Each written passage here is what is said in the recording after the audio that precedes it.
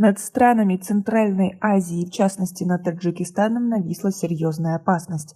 Досмотрите это видео до конца, и вы узнаете, что предпринимают страны Центральной Азии. Подписывайтесь на наши обновления и будете в курсе всех последних событий. Министерство здравоохранения Таджикистана рекомендует гражданам не посещать те страны, где выявлен новый штамм коронавируса омикрон. Мы рекомендуем без крайней необходимости не посещать страны, где распространяется новый штамм коронавируса, заявил начальник управления эпидемиологической безопасности, чрезвычайных ситуаций и скорой помощи Минздрава Таджикистана Навруз Джафаров. Он отметил, что в стране на данный момент случаи заражения новым штаммом не выявлены, но он распространяется достаточно быстро. По словам Джафарова, из-за угрозы нового штамма коронавируса инфекции омикрон ограничений в стране пока не вводилось, но контроль на границах и в аэропортах уже ужесточен, чтобы предотвратить появление новых штаммов, так как считается, что этот штамм отличается от всех остальных и является самым опасным, и распознать его сейчас очень сложно. А как вы относитесь к такой ситуации? Свои ответы напишите нам, пожалуйста, в комментарии. Казахстан с 3 декабря ужесточит правила въезда в страну гражданам 10 африканских стран и Гонконга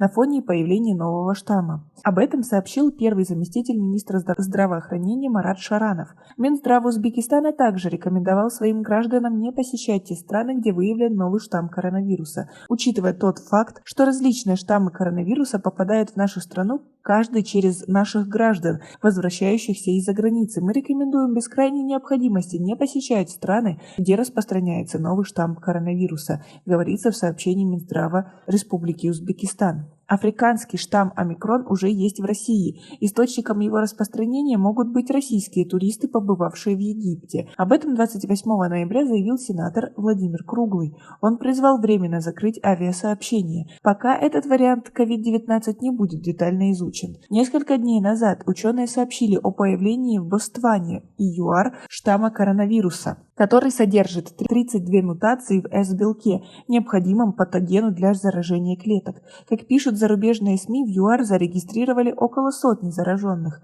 Заболевшие есть в Гонконге, Израиле, Бельгии, Чехии, Германии, Великобритании, Италии, Австралии, Португалии, Шотландии, Нидерландах, Австрии, а также предположительно во Франции и Швейцарии. Все эти случаи, за исключением Шотландии, завозные. Больше циркулирует COVID-19, тем больше возможностей у этого вируса для изменения, мутации и развития различных форм. Крайне важно, чтобы мы все продолжали работать над сокращением циркуляции COVID-19. Нужно, чтобы вакцинировалось больше людей, и каждый из нас должен принять все существующие меры, чтобы защитить себя. Начиная с масок, избегания больших собраний, гигиены рук, проветривания помещений и залов, когда это возможно, и так далее. Напомним, что этот штамм считается самым опасным из всех, которые были до этого.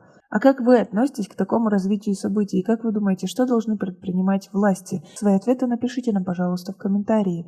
И также еще неизвестно, защищат ли нас прививки, которые мы делали от COVID-19, от этого штамма. То самое ужасное на самом деле. У нас пока на этом все. Оцените наше видео подпиской и лайком. До скорой встречи.